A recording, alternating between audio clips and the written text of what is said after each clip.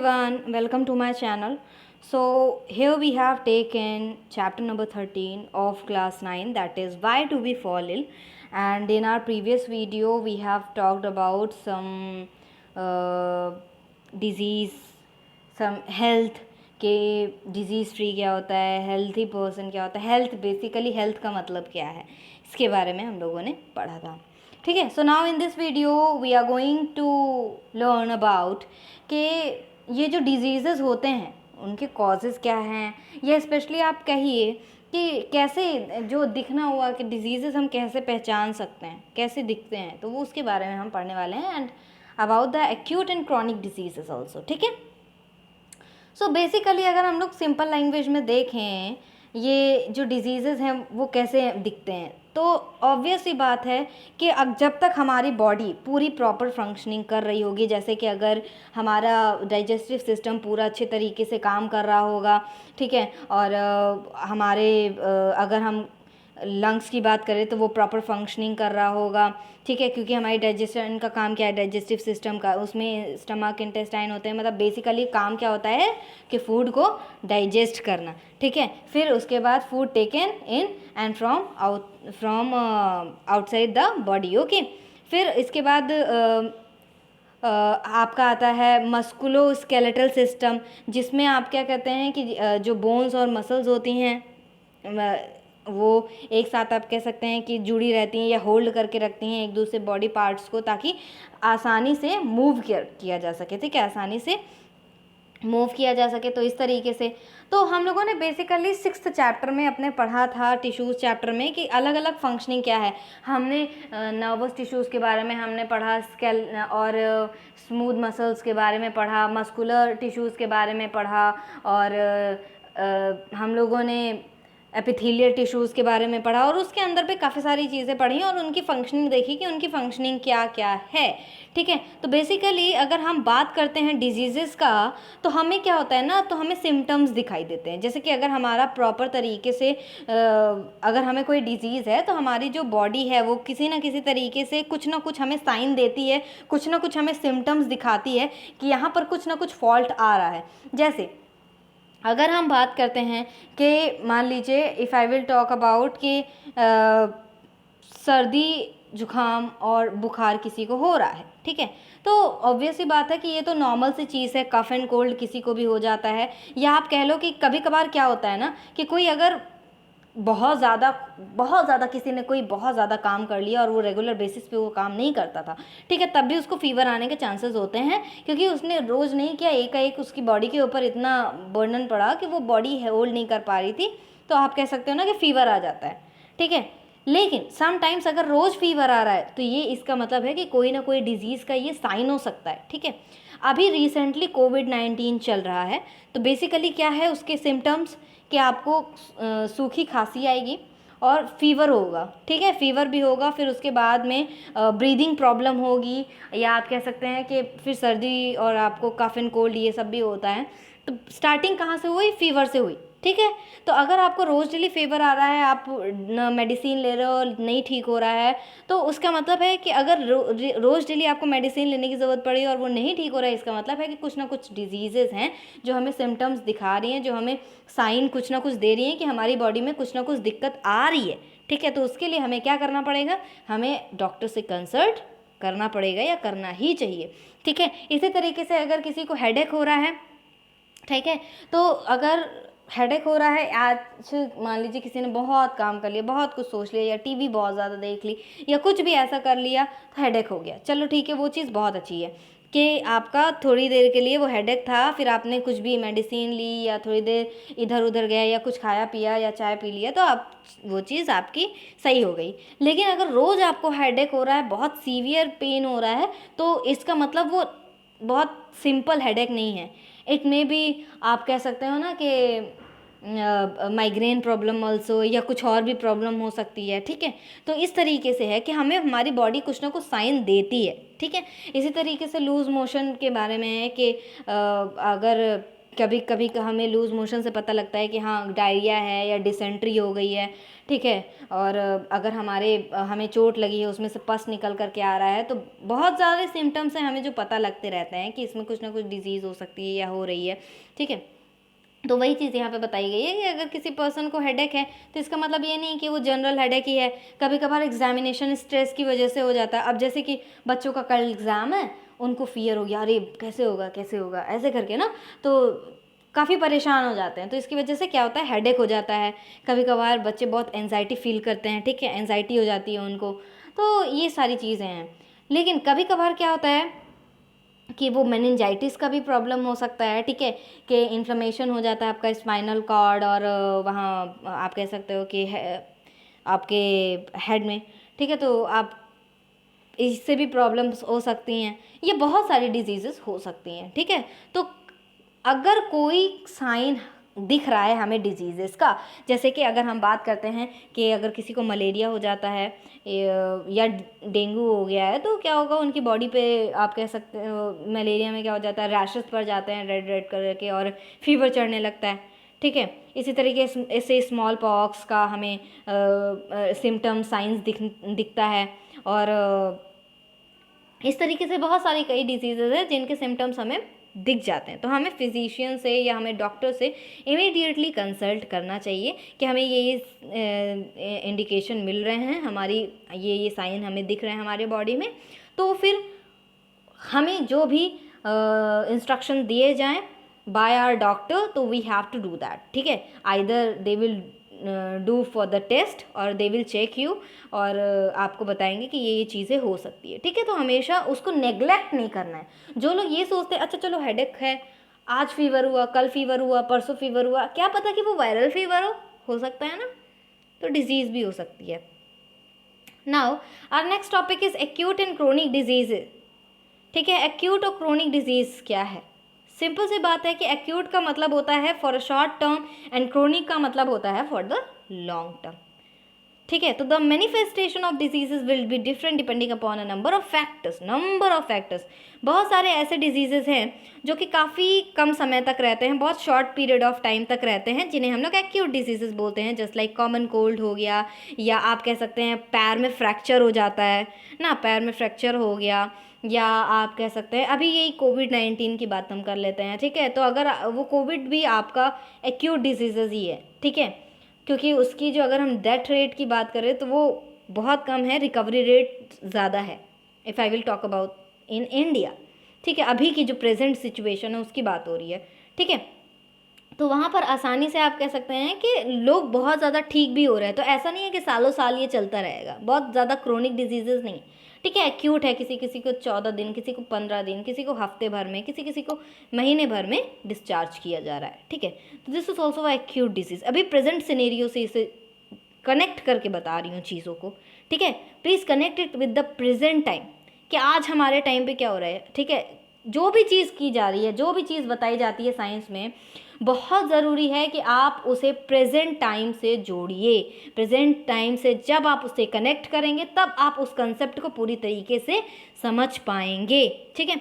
और अब यहाँ पर है कि कुछ अदर एलिमेंट्स होते हैं जो कि काफ़ी लॉन्ग टाइम तक रहते हैं, बहुत लॉन्ग टाइम तक, या आप कह सकते हैं कि पूरे जीवन तक भी रहते हैं। तो that is called as chronic diseases. जैसे कि यहाँ पर एलिफेंटियासिस का बताया गया है, पैर एकदम मोटा सा हो जाता है ना ऐसे करके, तो ये है।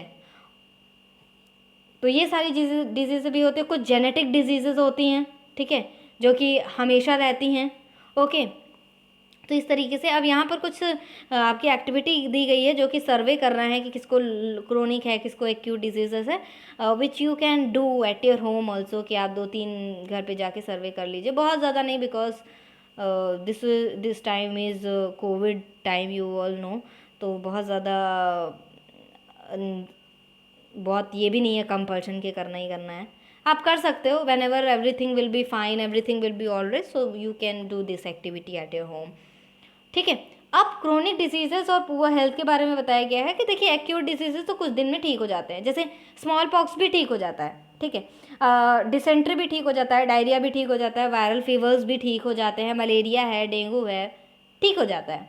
लेकिन कुछ ऐसे डिजीजेस है कि वो काफ़ी टाइम तक रहते हैं, होता क्या है कि हमारी बॉडी भी फंक्शनिंग करना सही से, मतलब बहुत बॉडी अच्छे से फंक्शनिंग नहीं कर पाती है पूरी तरीके से, क्योंकि any disease that causes poor functioning of some of the parts of the body will affect our health. Obvious सी बात है, अगर मतलब इतनी बड़ी बॉडी है और उसमें अगर इतना छोटा सा पार्ट भी प्रॉपर फंक्शनिंग नहीं कर रहा है तो ऑब्वियस सी बात है कि आपका पूरा फंक्शनिंग फिर बिगड़ जाएगा, क्योंकि एवरीथिंग इज़ इंटरकनेक्टेड। अगर डाइजेस्टिव सिस्टम है तो वो उससे कनेक्टेड रहेगा, ठीक है, और सर्कुलेटरी सिस्टम है, आपका ब्रेन है, nervous system, everything is connected to each other, तो सारी चीज़ें डिस्टर्ब हो जाती है, ठीक है। तो इट इज़ वेरी नेसेसरी कि हमारे जितनी भी बॉडी फंक्शनिंग है वो पूरी अच्छे से फंक्शन कर रही हो और मतलब पूरी हेल्दी हो, ठीक है। तो अगर हम एक्यूट की बात करें तो वो काफ़ी जल्दी लोग उससे ओवरकम कर पाते हैं, काफ़ी जल्दी ठीक हो जाते हैं, और उसका बहुत ज़्यादा मेजर इफेक्ट भी हमें देखने को नहीं मिलता है हमारी हेल्थ पर। But if I will talk about the chronic diseases, अब जैसे कि यहाँ पर एक्यूट के बारे में है, कफ एंड कोल्ड बहुत ज़्यादा इफेक्ट नहीं पता और टाइम टू टाइम लोगों को होता भी रहता है, ठीक है, and most of us get better and become well within a week और सो ऑन, ठीक है, and there are no lasting effects on our health. लेकिन if I will talk about the chronic disease, if we get infected with the chronic disease just like tuberculosis of the lungs, या आप कह सकते हैं tuberculosis हो गया, या आप कह लो कि एलिफेंटियासिस हो गया, या अर्थराइटिस हो गया, या आप कह लो एड्स हो गया, HIV हो गया, या कोई जेनेटिक डिजीज़ हो गई, या कैंसर हो गया, तो ये सारी चीज़ें आपका आती हैं क्रोनिक डिजीज़ में, क्योंकि ये बहुत जल्दी नहीं ठीक होती हैं। Lot of time they will take to cover to recover, ठीक है, बहुत टाइम ये लेते हैं, और कुछ कुछ तो ऐसे होती है कि लॉन्ग टाइम होती है, ठीक ही नहीं होती हैं, ठीक है। तो इस तरीके से है, उसमें क्या होता है, बहुत ज़्यादा टायर्डनेस फील होती है, बहुत वेट कम होने लगता है, तो इस तरीके की चीज़ें हम देख सकते हैं उस पर, ठीक। तो समटाइम्स जब हम बात करते हैं कि हमारा जब मन नहीं करता है कि हमें आज थोड़ा सा बेटर नहीं फील हो रहा, तो हम स्कूल नहीं जाते हैं। लेकिन अगर क्रोनिक डिजीज़ में क्या होगा ना कि but a chronic disease will make it difficult for us to follow what is being taught in the school. मान लीजिए if a person is suffering from the arthritis, कोई भी XYZ, कोई भी बच्चा है XYZ, ठीक है, कोई भी बच्चा है, अगर उसको अर्थराइटिस की प्रॉब्लम है या उसको कैंसर की प्रॉब्लम है, क्योंकि कैंसर कोई एज देख करके नहीं आता, ठीक है, तो उसके लिए रेगुलर बेसिस पे स्कूल जाना बहुत डिफ़िकल्ट हो जाएगा, because he has to go for the chemotherapy या समथिंग फॉर द डायग्नोसिस, या जिसके किडनी फेलियर्स हो जाते हैं, ठीक है, तो they have to go for the dialysis, तो फिर उनका रोज़ डेली स्कूल आना बहुत दिक्कत हो सकता है। तो उन पे क्या होता है, it will reduce the ability to learn, ठीक है, उस बच्चे के लिए काफ़ी प्रॉब्लम हो सकती है। लेकिन if I will talk about जो एक्यूट डिजीजेस बच्चों को हो जाती है, जस्ट लाइक फीवर हो गया, कफ एंड कोल्ड हो गया, या कुछ छोटी सी आप कह सकते हो वायरल फीवर हो गया, तो उसमें बच्चों थोड़ी दिन की छुट्टी लेते हैं, लेकिन वो फिर ठीक होकर के आते हैं, फिर वो कोप अप करते हैं चीज़ों के साथ और चीज़ों को अच्छे तरीके से समझते हैं और सारी चीज़ें कंप्लीट कर ले जाते हैं। तो क्रोनिक डिजीज़ का बहुत ज़्यादा इफ़ेक्ट पड़ता है लर्निंग पे भी, ठीक है। तो chronic disease therefore have a very drastic long term effect on the people's health as compare to acute diseases, okay. So now next topic is कि कॉजेज ऑफ डिजीजेस। अब ये डिजीज़ के कॉजेज क्या क्या हैं, देखिए बहुत सारे डिजीजेस हो सकते हैं। कुछ तो जेनेटिक होते हैं जो आपको जीन्स से, मतलब अपने पेरेंटल एंसेस्टर्स से मिलते चले आ रहे हैं। कुछ हार्मोनल होते हैं, हार्मोन्स के मतलब हाइपर सिक्रीशन भी हो जाता है कभी कभार हार्मोन्स का, और हाइपो सिक्रीशन भी हो जाता है, ठीक है। हार्मोन्स कम है तब भी दिक्कत है, हार्मोन्स ज़्यादा हैं तब भी दिक्कत है, कुछ ना कुछ दिक्कत आने लगेगी, ठीक है। तो दोनों में आपको बैलेंस करके चलना है कि जब हार्मोन्स ठीक होंगे तभी, ओके।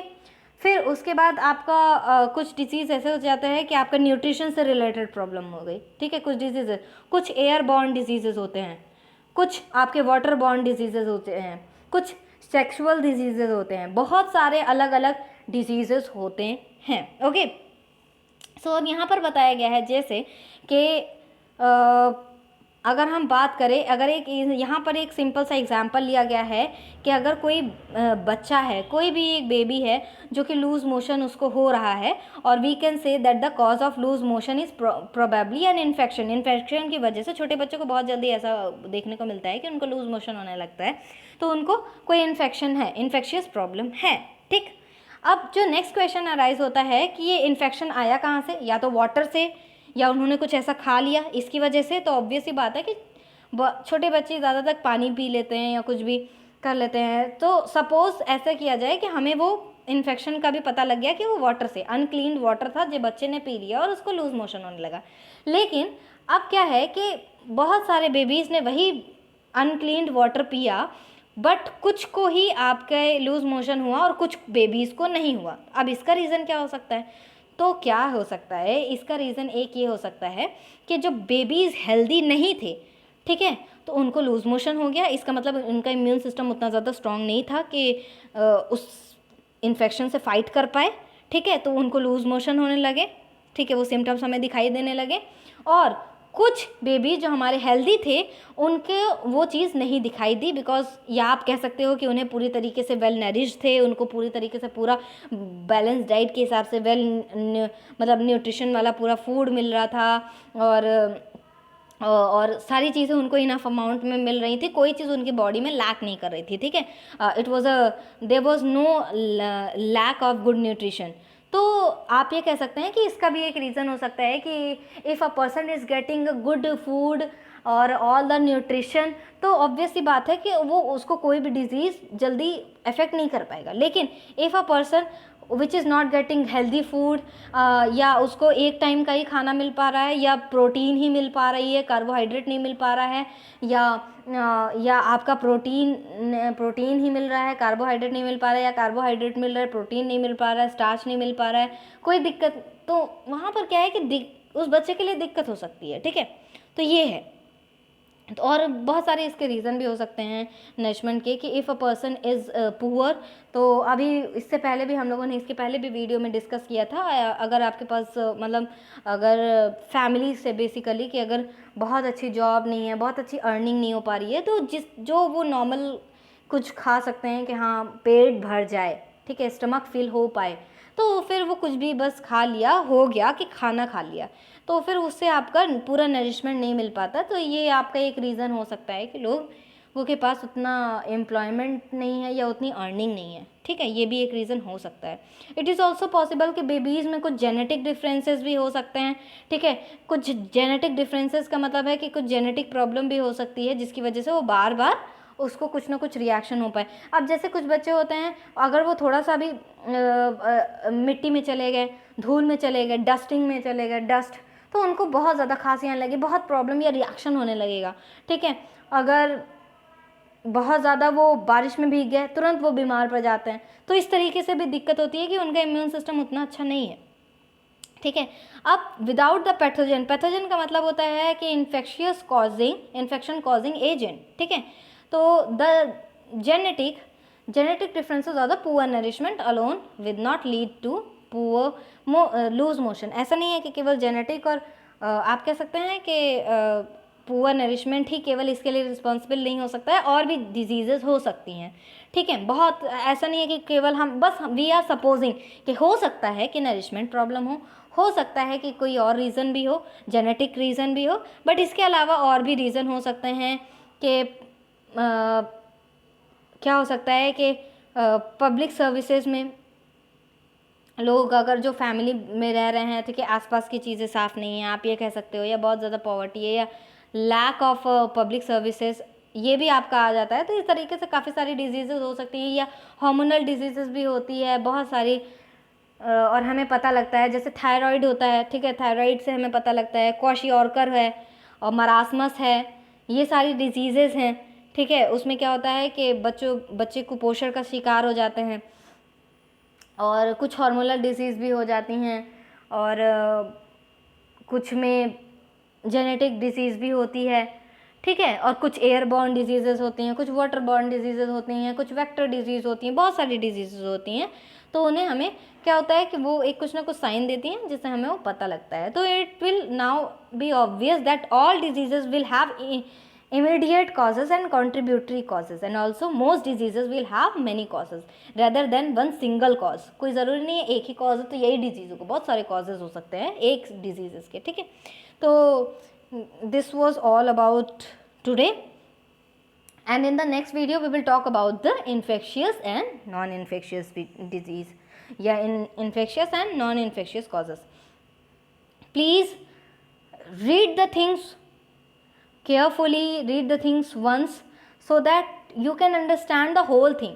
ठीक है, आप एक बार पढ़ लोगे सो आई कैन गारंटी कि हाँ आपको सारी चीज़ें समझ में आ जाएंगी. ठीक है, so I will meet you in the next video. So please share this video with your friends, like and do the subscription. Thank you.